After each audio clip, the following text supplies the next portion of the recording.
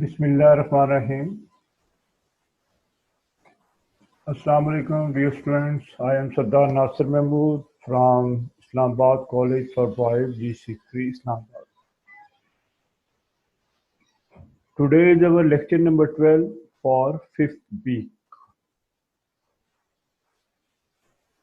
of history of class 7th. Students, last lecture जो था वो मंगोल एम्पायर की एमरजेंस के हवाले से था कि मंगोल जो ट्राइब्स थे वो कैसे यूनाइटेड हुए। चंगेज़ खान ने किस तरह मंगोल एम्पायर की बुनियाद रखी। पहले उन्होंने सेंट्रल एशिया, ये बेसिकली नोमैडिक ट्राइब थे, पहले उन्होंने सेंट्रल एशिया को ऑक्यूपाई किया। फिर सेंट्रल एशिया से बाहर निकल के पर्शिया, खिलाफत Abbasiya, eastern Europe, middle east और हिंदुस्तान के ऊपर भी उन्होंने अटैक्स किए। वो अफ्रीका के गेट तक पहुंच गए। उन्होंने चाइना में पहली मंगोल रूल की बुनियाद रखी, मंगोल डायनेस्टी। ये बातें हमने पिछले टॉपिक में कवर की थी। आज का हमारा टॉपिक भी मंगोल के हवाले से है। टॉपिक है impacts of Mongol invasion on Europe and Asia. Mongol ने जो हमले, इन्वेजन हमलों को कहते हैं, अटैक को कहते हैं।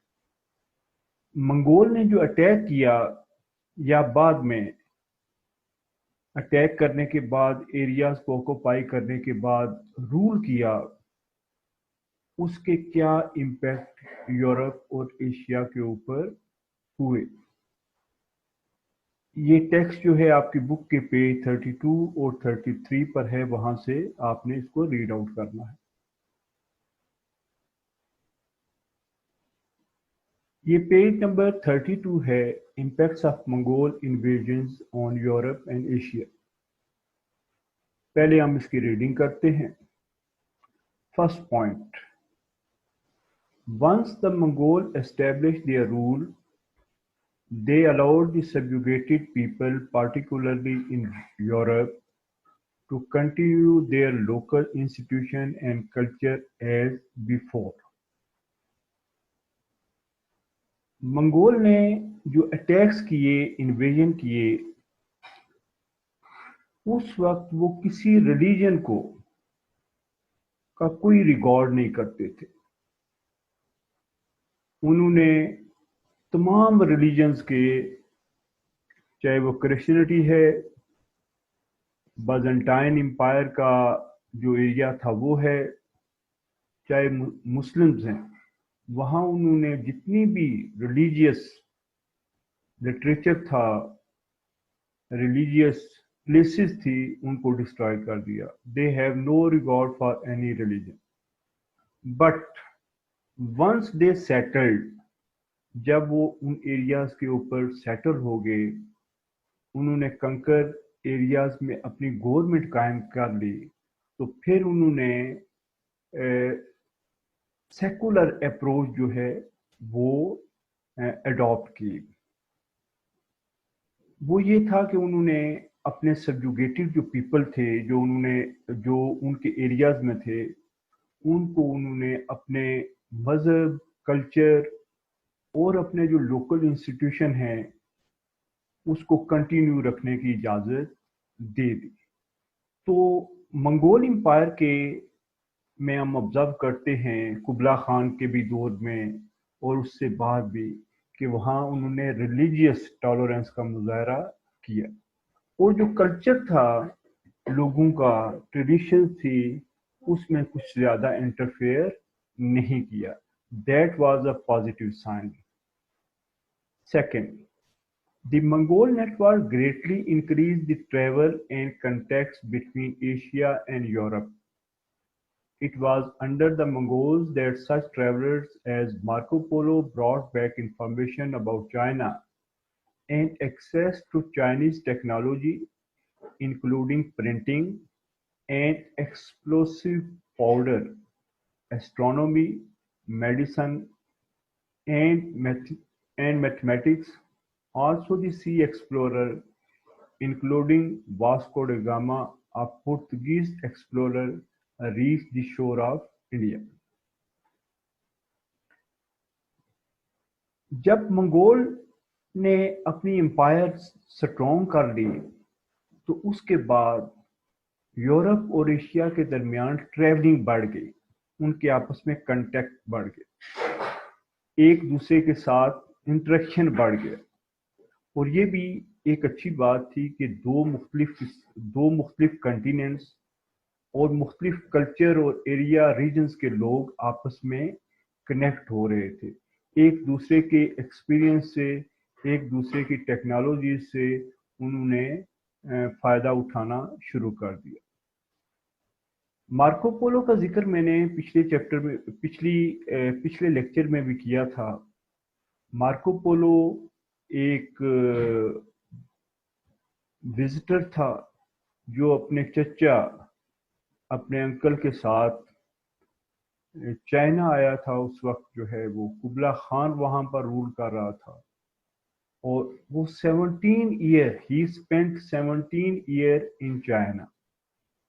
वहाँ उसने चाइना में मंगोल एम्पायर जो थी उसके स्ट्रक्चर, उसकी फंक्शनिंग और चाइनीज डिस्कवरी, इन्वेंशंस और जो स्ट्रॉन्ग गवर्नमेंट थी, रोब और दबदबा था कुबला खान का, वो उसने ऑब्जर्व किया और फिर वापस जाकर उसने ये सारी स्टोरीज इटालियन को और यूरोपियन को सुनाई और वो इससे बहुत ज़्यादा फैसिनेट होते थे।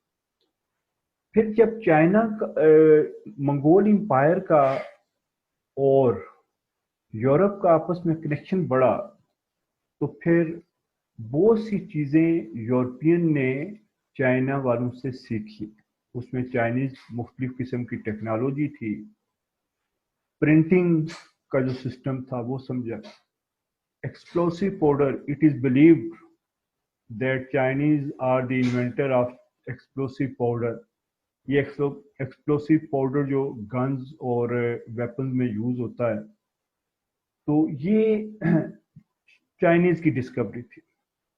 इसके अलावा पेपर जो है ये उस वक्त तो मिडल एज में आम हो गया था, ये भी पेपर कागज जो है ये भी चाइनीज की इन्वेंशन थी। इसके अलावा मंगोल से पहले चाइनीज एस्ट्रोनॉमी, मेडिसिन और मैथमेटिक्स के हवाले से बहुत कुछ जानते थे और they have a sufficient knowledge of these disciplines.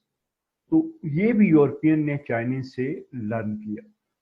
Vasco da gamma एक एक्सप्लोरर था, सी एक्सप्लोरर। ये पुर्तगाल से इसका ताल्लुक था और ये पहुंचा यहाँ पर। मैं आपको मैप में शो कर देता हूँ। ये वास्को डे गामा पुर्तगीज था और ये आप देख रहे हैं कि ये यहाँ पर this is the map of the world.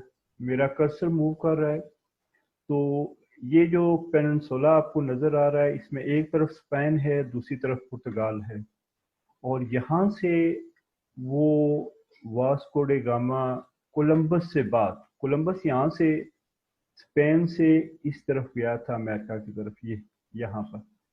और वास्को डे गामा जो था ये भी इस तरफ से यहाँ से घूमता हुआ यहाँ से इसने पूरे अफ्रीका का चक्कर ऐसे काटा और यहाँ से होता हुआ इंडिया पहुंच गया।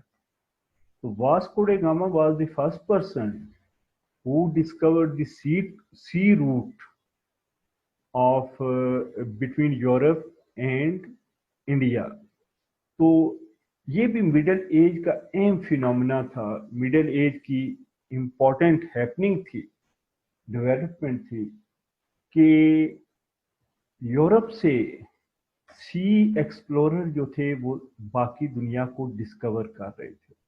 कोलंबस और उसके साथी और बाद में अमेरिगो, ये यहाँ से इस तरफ जा रहे थे, और वास्को डे गामा और उसके जो कुछ कॉमरेड साथी थे वो यहाँ से उन्होंने इंडिया का रूट किया। फिर मैगलन जो था वो यहाँ यूरोप से चला, उसने, ये अटलांटिक ओशन है, अटलांटिक ओशन को क्रॉस किया, फिर उसने जो है वो पैसिफिक ओशन को क्रॉस किया, और यहाँ से क्योंकि वर्ल्ड जो है वो सफेयर अर्थ सफेयर है, यहाँ से होता हुआ यहाँ से ये फिलिपाइन पहुंच गया, और पहली दफ़ा उसने ये प्रूव कर दिया प्रैक्टिकली कि वर्ल्ड जो सॉरी अर्थ जो है ये स्फेरिकल है, ये गोल है, और अगर हम यूरोप से वेस्ट की तरफ सफ़र करेंगे तो हम ईस्ट में पहुंच सकते हैं। आगे इससे पहले यूरोपियन जो रिलीजियस थेरीज थी उसके मुताबिक जो अर्थ थी वो फ्लैट थी, उन थेरीज के मुताबिक, और फ्लैट से मुराद ये है कि किसी जगह पर जाकर जो है वो अर्थ ख़त्म हो जाएगी और वहाँ से इंसान जो है वो नीचे गिर जाएगा। तो मैगलन ने, he was the first person who practically, हालांकि ग्रीक्स के दौर में भी ये आइडिया आ गया था जब ग्रीक्स थे कि वर्ल्ड जो है वो स्फेरिकल है, लेकिन प्रैक्टिकली प्रूव नहीं हुआ था। तो मैगलन जो था यूरोपियन सी एक्सप्लोरर, उसने इसको प्रूव किया। तो हम वास्को डी गामा की बात कर रहे थे, ये मिडिल एज में जब यहाँ पर जो है इस एरिया में मंगोल्स थे, तो फिर यहाँ से इटली से मार्को पोलो इधर आता है, बहुत सारे लोग आए होंगे कनेक्शन में, लेकिन हम उन्हीं लोगों को डिस्कस करते हैं जिनकी कोई बड़ी कंट्रीब्यूशन होती है हिस्ट्री के हवाले से। तो हमें मार्को पोलो के बारे में बड़ा रिटन मटेरियल मिल जाता है वास्को डी गामा के बारे में। तो this was the sea route of Vasco da Gama, he encircled the continent of Africa, और यहाँ से ये यहाँ पर इंडिया कालीकट में पहुंच गया था। तो मंगोल के दौर में ये कनेक्शन यूरोपियन का और एशिया का बहुत ज़्यादा लोगों का इंट्रैक्शन हुआ, क्योंकि उस वक्त लैंड लैंड में सफ़र करना जो था वो और ज़्यादा मुश्किल था। कंपैरेटिवली सी में जो है अगर रूट डिस्कवर हो जाए तो वहाँ से ट्रेड आसानी के साथ हो जाती है, और फ़ज़ाई सफ़र तो उस वक्त था नहीं। ओके स्टूडेंट्स, आपको सेकंड पॉइंट की समझ आ गई होगी कि मंगोल के दौर में एशिया और यूरोप के दरमियान कनेक्शन जो है, that was also a very positive thing, कि सिविलाइजेशंस और नेशन के दरमियान कनेक्शन होना, कि वो एक दूसरे के एक्सपीरियंसेस से सीखें, ये बहुत अच्छी बात है। Third, under the Mongols a tax system was created. Mongol ने अपनी एम्पायर में टैक्स सिस्टम को एस्टेब्लिश किया, उसको क्रिएट किया। Banking and insurance practice in Eurasia spread to Europe and led to the economic stability in these region of the world. जो banking system था, insurance का सिस्टम था, फाइनेंस सिस्टम था, वो एशिया से, जो मंगोल एम्पायर चाइना थी, उससे यूरोपियन ने लर्न किया और अपनी इकोनॉमी को मजबूत किया। और यूरेशिया की जो टर्म यूज होती है स्टूडेंट, ये यूरोप और एशिया दोनों के लिए यूज होती है। अगर ये मैप ऑफ द वर्ल्ड में मैं एक दफ़ा फिर आपको दिखा दूं कि ये वाला हिस्सा जो है जहां पर मेरा कर्सर घूम रहा है, ये रशिया से इधर इधर स्कैंडिनेवियन कंट्री से लेकर ये यहाँ से मैं लैंड की बात कर रहा हूँ, ये यहाँ से अफ्रीका के ऊपर से मेडिटेरियन सी के ऊपर से, अच्छा, ये यहाँ से लेकर यहाँ तक का सारा एरिया जो है ये यूरोप कहलाता है, और ये वाला एरिया जहाँ मेरा कर्सर घूम रहा है ये एशिया कहलाता है। ठीक है, तो यूरोप और एशिया को आम तौर पर कहा जाता है कि ये एक ही कंटिनेंट है। जनरल ये जो हमारी स्पेसिफिक डिवीजन है इससे छोड़कर मैं बात कर रहा हूँ हट के, कि क्योंकि ये दोनों आपस में मिले हुए हैं। कंटिनेंट की डेफिनेशन क्या होती है? A big piece of land जो दूसरे से इलादा हो। लेकिन यूरोप और एशिया इलादा क्यों है? इसके फिजिकल फीचर इलादा इलादा है, और बड़े माउंटेन्स रेंजेस जो है इनको एक दूसरे से इलादा करते हैं। लेकिन इन दोनों कंटिनेंट को, यूरोप और एशिया को इकट्ठा यूरेशिया भी बोला जाता है। यूरोप और एशिया को मिलाकर Eurasia.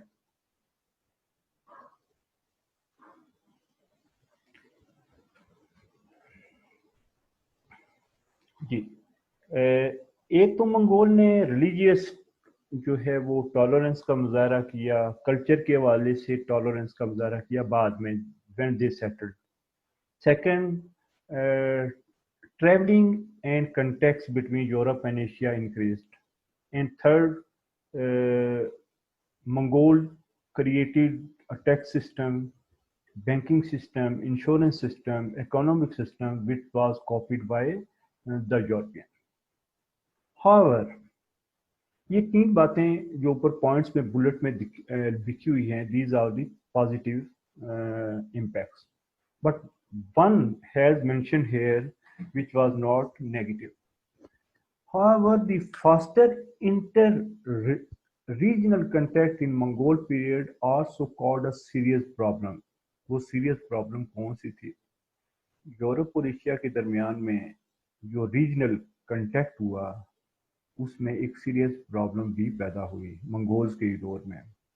In this period, the Black Death or plague transferred from China in 1347 to 1352 AD to the Black Sea, and from where to Venice and Europe and the Middle East. One quarter to one third of the population of Western Europe and the Middle East was perished due to this devastating plague. Plague कहते हैं ताउन को, वो बीमारी जो rats चूहों से इंसानों में फैलती है। मिडिल एज में ब्लैक डेथ का, इसको ब्लैक डेथ कहते हैं। Why it is called black death? शायद इस बीमारी में मुबतला शख्स जो है उसकी स्किन, बॉडी कलर जो था वो ब्लैकिश सा हो जाता था, therefore it was called black death.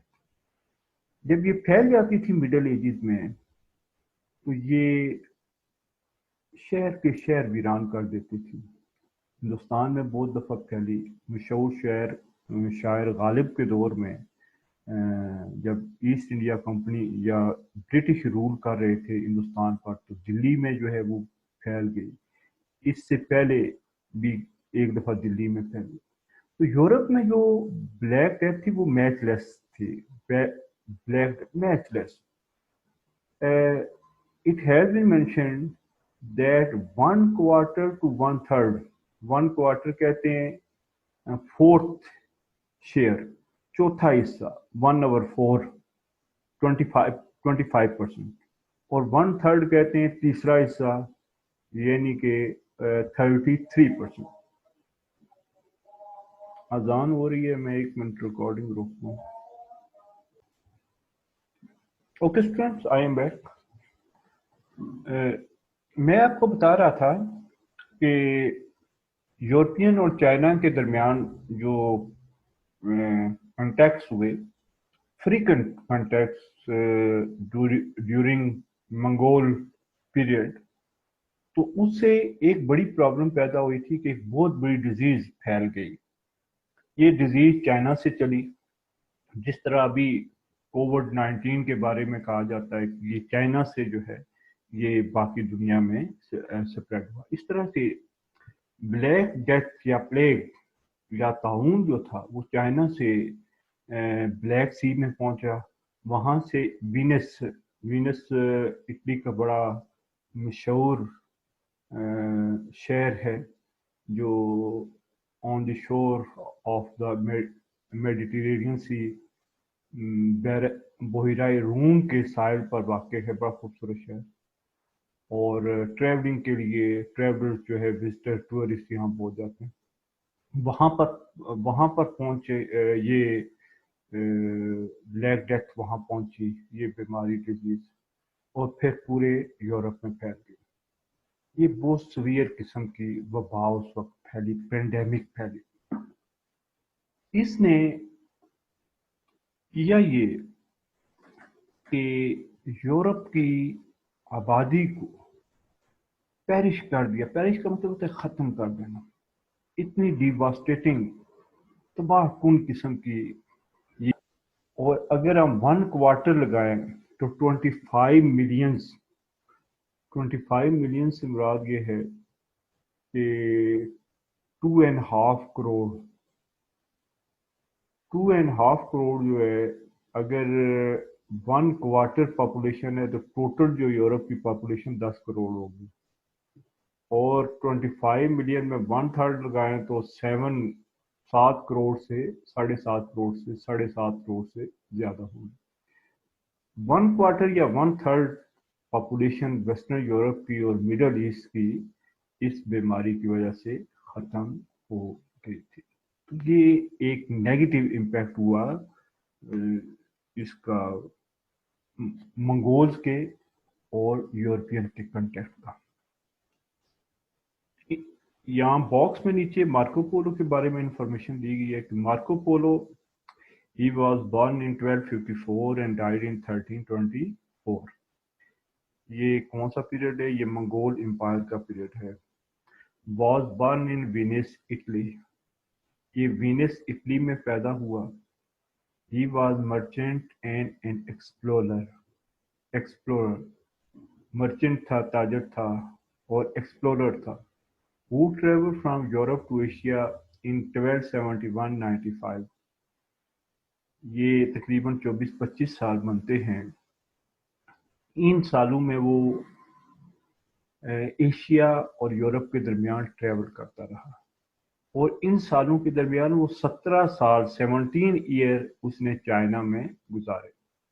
remaining in China for 17 of those years.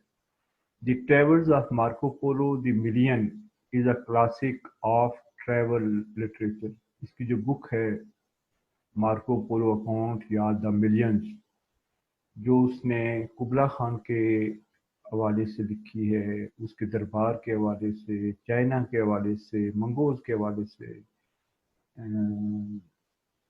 Asset کے حوالے سے، وہ بڑی مقبول ہوئی اور ایک کلاسک ایگزامپل ہے ٹریولنگ لٹریچر کی. اپنے دور کا بلکہ موجودہ دور تک بڑا فیمس قسم کا ٹریولنگ اکاؤنٹ یا سفر نامہ ہے. نیکسٹ پیج اس کی ریڈنگ کرتے ہیں. According to historical records, Mongol اور Khan dynasty ended in 1368 AD. After the death of Kublai Khan, the empire stopped expanding and began its decline. The problem of succession, internal disputes, lack of leadership, and corruption made a recipe of the downfall of Mongol Empire. In the end, the Khanate were defeated by outside enemy and fell apart. Nonetheless, its impact, particularly in technology exchange, continued to affect the world. جو box میں information لکھی ہوئی ہے اس کو بھی پڑھ دیتے ہیں، ایک دفعہ میں ایکسپلین کر دوں گا. The first and the most notable post Genghis Khan defeat of the Mongol was the Mamluk dynasty of Egypt at the Battle of Ain Jalut in 1260. This defeat effectively halted the Mongols from further advance in the Muslim world. The historian acknowledged the fact that Mamluk were militarily very powerful, who also defeated numerous crusaders effectively. crusaders के हवाले से क्रोसीड्स क्या थी, क्रोसीडर्स कौन थे, ये war क्यों हुई, ये नेक्स्ट टॉपिक में हम पढ़ेंगे. मंगोल एम्पायर एट लास्ट 1368 को पर तक खत्म हो गई. वो जो 4 खान एम्पायर्स बनी थी, वहां पर दूसरे फोर्सेस ने मंगोल को एक्सपल कर दिया वहां से. कुछ बाद में भी मंगोल के असर बाकी रहा, जिस तरह मैंने आपको बताया था. अमीर तैमूर लंग, वो कुछ एरिया का हुक्मरान था जिसने हिंदुस्तान के ऊपर भी हमला किया.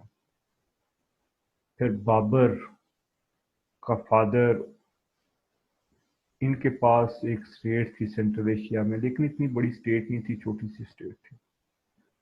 फिर उसने कंधार, काबुल के ऊपर कब्जा करके फिर हिंदुस्तान में मुगल एम्पायर की बुनियाद रखी. लेकिन जो ओरिजिनल मंगोल एम्पायर थी वो 1368 में ख़त्म हो गई.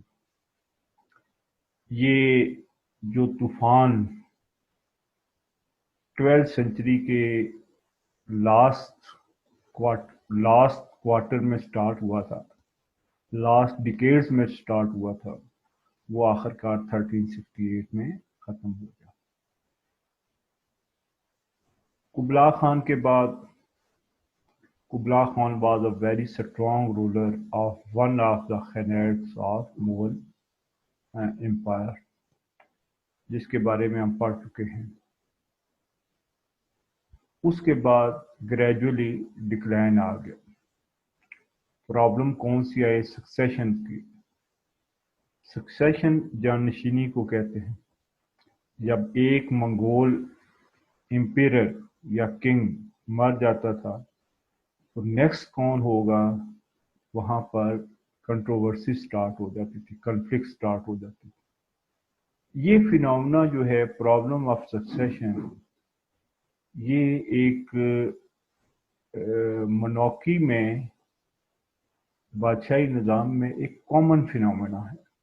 जिस सिविलाइजेशन को भी आप डिस्कस करें, जिस डायनेस्टी को भी आप हिस्ट्री में डिस्कस करें, वहां पर सक्सेशन का प्रॉब्लम और उसकी कंट्रोवर्सी जरूर हमें मिलती है.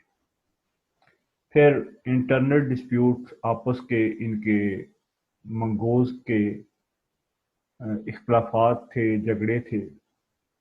कुबला खान के बाद कोई बड़ा लीडर इनको नहीं मिला और फिर इनकी स्टेट्स में बहुत जगह करप्शन स्टार्ट हो गई. ये सारी चीज़ें मिलकर मंगोल के डाउनफॉल का शिकार बने.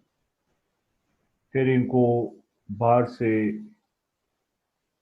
जो मुख्तलिफ फोर्सेस थी, उन्होंने इनको ख़त्म कर दिया. चाइना में नई डायनेस्टी आ गई, मिंग डायनेस्टी, मिंग पीपल्स आ गए. इधर मिडल ईस्ट में टर्क्स जो थे, तुर्क कबाइल, वो सामने आ गए और इन्होंने उस्मानिया खिलाफत की बुनियाद रखी, मुस्लिम ऑटोमन एम्पायर की बुनियाद रखी. तो उन्होंने ये एरिया इनसे छीन लिया. तो बहुत सारे जो एक्सटर्नल एनिमी थे, उन्होंने मंगोल्स का खात्मा कर दिया. मंगोल को पहली नोटेबल शिकस्त चंगेज खान के बाद, उसके मरने के बाद 1260 में पहली बड़ी शिकस्त वो मुस्लिम ने दी थी. ममलूक डायनेस्टी, ये इजिप्ट की थी.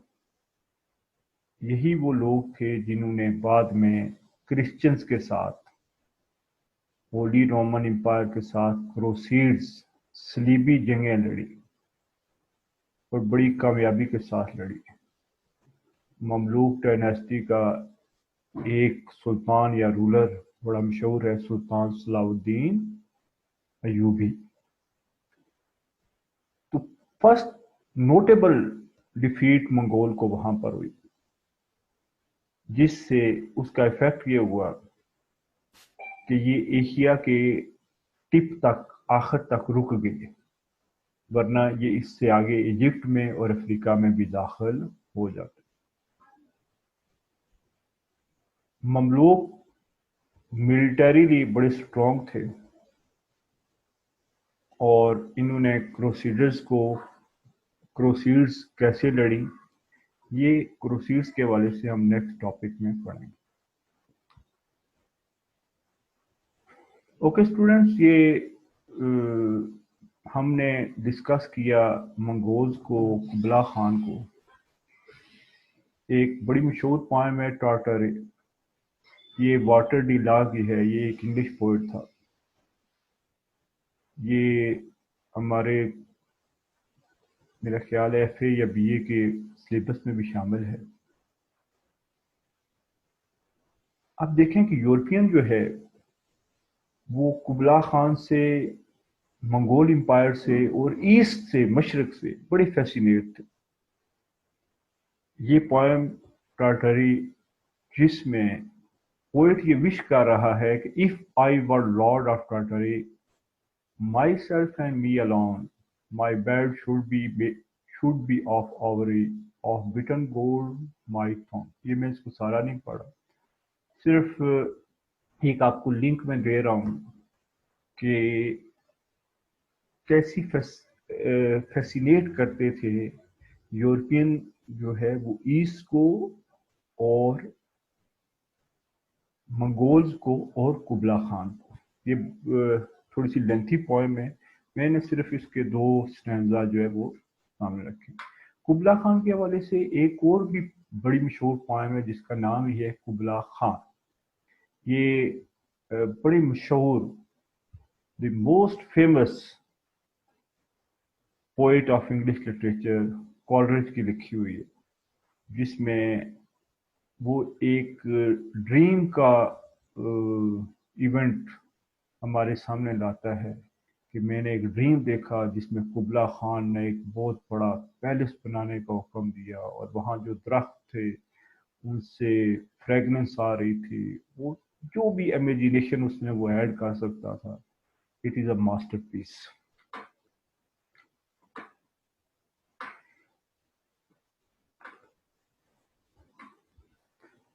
ओके स्टूडेंट, ये आपने पिछले टॉपिक में मैंने आपको चंगेज़ खान और कुबला खान के बारे में बताया था, अमीर तैमूर के बारे में भी बताया था।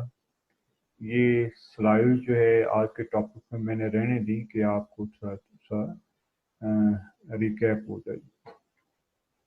ज़हीरुद्दीन बाबर के बारे में भी मैंने बताया था आपको।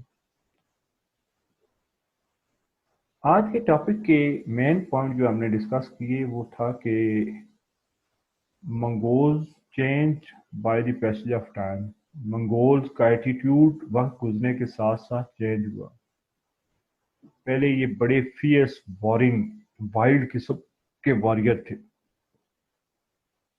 No regard of culture, no regard of religion, no regard of anything, no regard of humanity, किसी चीज का रिकॉर्ड नहीं था। मैंने आपको कोटेशन बताई थी कि Mongol used to chase their enemy up to the gate of the hell, but by the passage of time, वक्त गुजरने के साथ साथ मंगोल जब सेटल हो गए तो उनका रवैया भी तब्दील होता गया।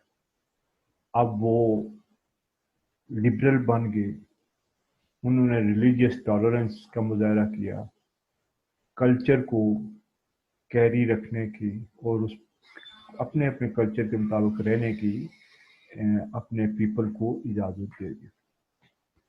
फिर उन्होंने लोगों को लोकल इंस्टीट्यूशन को भी फॉलो करने की इजाज़त दे दी। एक बड़ा फिनोमिना जो मंगोल एम्पायर का के इम्पैक्ट में से था कि यूरोप और एशिया के दरमियान ताल्लुकात, कॉन्टैक्ट्स, इंटरेक्शन बड़ा ज़्यादा हुआ। इससे यूरोप वालों को भी फ़ायदा हुआ और एशिया वालों को भी। यूरोपियन ने कंपैरेटिवली ज़्यादा फ़ायदा उठाया कि उन्होंने चाइना की इन्वेंशंस और डिस्कवरी को फिर अपने यहाँ टेस्ट किया। मार्को पोलो के बारे में हम तफसील से पढ़ चुके हैं कि मार्को पोलो इटालियन विजिटर था, एक्सप्लोरर था, who visited China and stayed here for 17 years. Black Death was a pandemic. It was a very severe disease that caused death of about one-third population of Europe of that time. 1345-46 से शुरू हुई और 1353 तक ये अपने अरूज पर रही। फिर लास्ट में मंगोल का पीरियड 200 साल से भी कम है। आखिर में वो इंटरनल कन्फ्लिक्ट्स और प्रॉब्लम की वजह से और एक्सटर्नल थ्रेट्स और अटैक की वजह से उनको डाउनफॉल आ गया। 1368 में मंगोल एम्पायर कोलैप्स हो।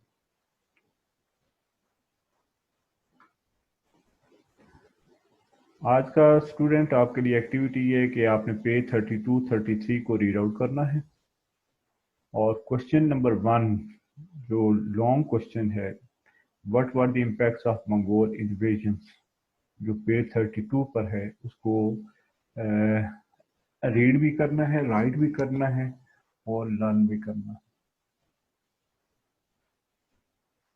स्टे होम, स्टे सेफ, अपना ख्याल रखिएगा। अल्लाह हाफिज।